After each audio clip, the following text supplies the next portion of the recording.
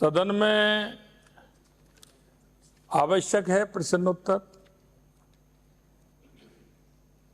अगर प्रश्न किया है तो उत्तर सुनने की जिम्मेदारी भी होनी चाहिए।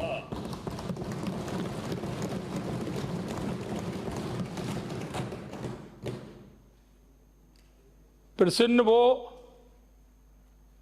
क्योंकि किसी की तरफ अगर एक उंगली करते हैं तो चार अपनी तरफ होती है।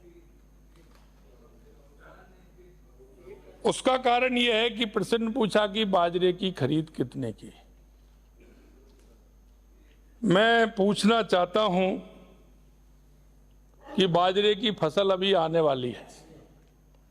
सरकार के बाद शायद ये पहली फसल होगी सरकार बनने के बाद, लेकिन इस बात का भी विचार करना चाहिए कि 5 साल के अंदर हमने उस पर कितना खरीदारी की।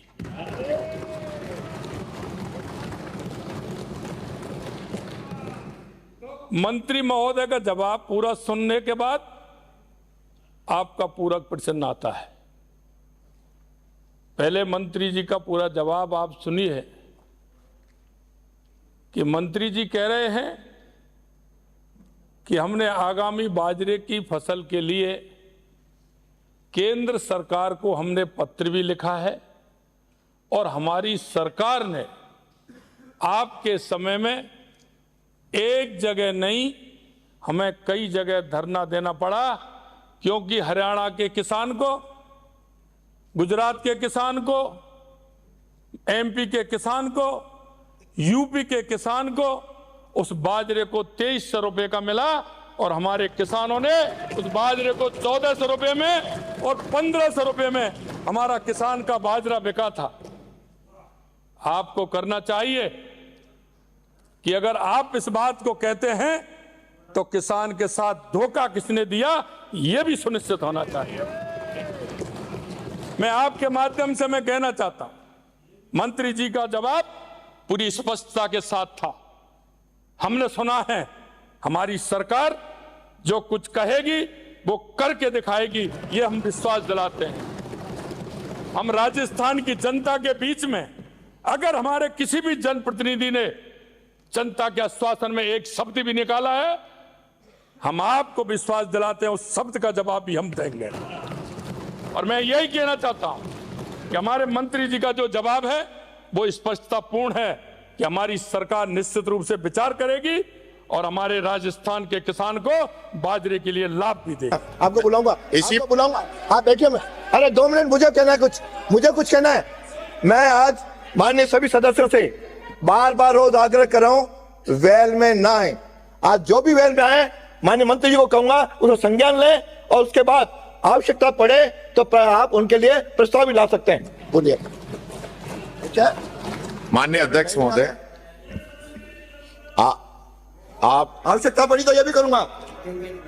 माननीय अध्यक्ष जी, आप कृपा रखो, नाराज मत हो। निवेदन इतना सही है। माननीय मुख्यमंत्री जी आप पधारे, अच्छा लगा आप सदन में आए। ये बैठे बैठे बोलने की इजाजत आपने दी है क्या अध्यक्ष जी? हाँ बोले, भाई बोलने दीजिए। आज आप सदन में आए, अच्छा लगा। और भैरव सिंह जी जब मुख्यमंत्री थे तो हमेशा सदन में बैठते थे, और अगर चीफ मिनिस्टर सदन में आता है सदन की गरिमा भी बनती है। आप आज आए और आपने देखा भी, हम कोई आपके मंत्रियों पे कोई लांछन नहीं लगाना चाह रहे, लेकिन जिस प्रकार से आपने कहा भी मंत्रियों के उत्तर आपको सुनने चाहिए तो हम सुन रहे हैं, पर हम ये भी चाहते हैं कि स्पेसिफिक जो क्वेश्चन हमने लगाया है उसका आंसर हमको मिले। घुमा फिरा के जवाब उसका नहीं दिया।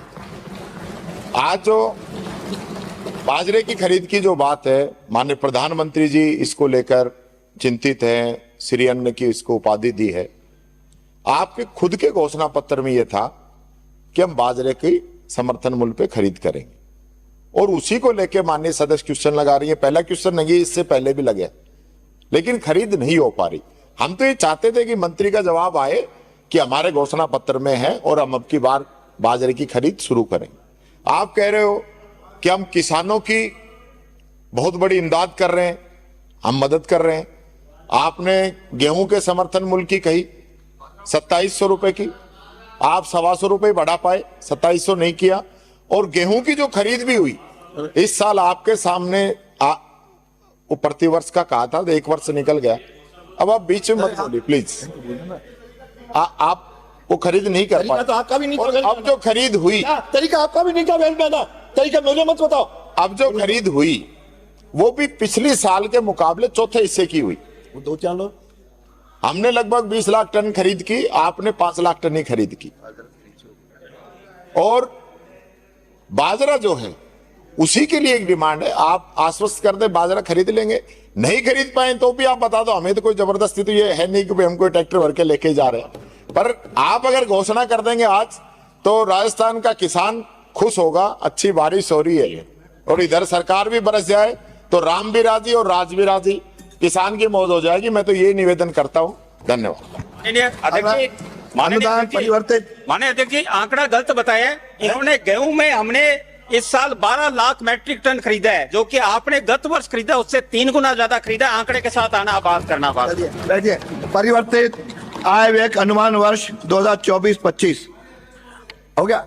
और आपने नो अनुदान की मांगों पर विचार मतदान, श्री जाबर सिंह खर्रा नो हो गया। हो गया विषय, आपका कोई पूरा प्रश्न नहीं है, आपके लिए आपका प्रश्न नहीं है। बैठिए बैठिए, बैठना अंकित नहीं है, अंकित नहीं, बैठिए। माननीय मंत्री जी, माननीय मंत्री जी बोल रहे हैं, बैठिए। बोल रहे हैं, अरे नो सवाल के समय तो आप क्वेश्चन पूछना, आपका जवाब दिलाऊंगा। बैठिए। नो, ये कंपटीशन नहीं होगा। इस विधानसभा को किसी को अपनी प्रेजेंस रखने का मैं प्लेटफॉर्म नहीं दूंगा। माननीय अध्यक्ष महोदय, बैठिए। अरे माननीय सदस्य बैठिए। माननीय सदस्य, कोई अंकित नहीं, कोई अंकित नहीं, कोई नहीं रहा अंकित के बिना। बैठिए। मैं आप तो बोलना शुरू करिए। माननीय मंत्री जी, आप अपना रखिए। माननीय अध्यक्ष महोदय, आप बोलिए। मैं आपकी अनुमति से प्रस्ताव करता हूं कि मांग संख्या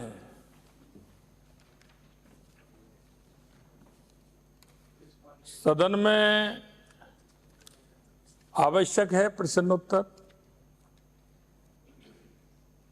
अगर प्रश्न किया है तो उत्तर सुनने की जिम्मेदारी भी होनी चाहिए।